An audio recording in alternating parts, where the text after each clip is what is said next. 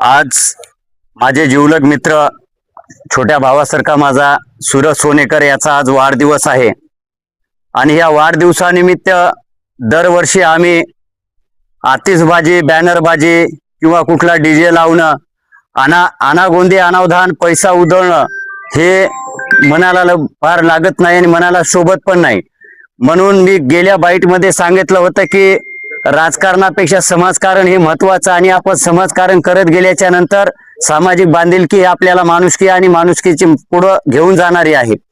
म्हणून आम्ही दरवर्षी वाढदिवसानिमित्त इतर कुठले सामाजिक कार्यक्रम असतील त्या अनुषंगाने आम्ही एका कुटुंबाला आधार देण्याचं काम करत असतो आणि खरं सूरजचं काम उल्लेखनीय ह्या गोष्टीने सांगतो मी। हे काम म्हणजे काय असं काय फार मोठं नाही, मात्र एक आधार देण्याचं काम आहे।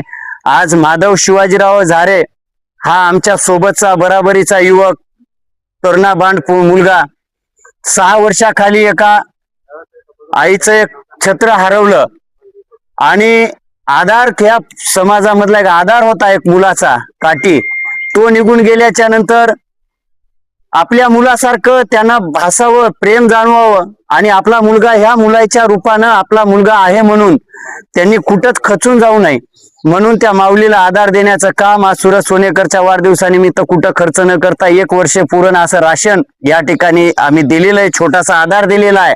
आम्ही उपकार केलेला नाहीत, तो आमचा मित्र होता, मात्र डायरेक्ट असं घरी नेऊन द्यायला गेलं तर घेणाऱ्याचं सुद्धा मन कुठंतरी हेलावते की बाबा हे काय व्हायले। म्हणून कुठलं ना कुठलं औचित्य साधून त्यांच्या दारात जाणं हे मेन उपक्रम आहे। म्हणून इतर मुलांना सुद्धा माझं सांगणं आहे, आज माधव झारेची बहीण आहे, आमची भाची आहे आणि ती माझी बहीण माझ्या मुलीसारखी माझ्या लेकीसारखी माझ्या बहिणीसारखी आहे। मी सांगितलं, शब्द दिला, मी प्रत्येक ठिकाणी शब्द देतो तो पाळतो।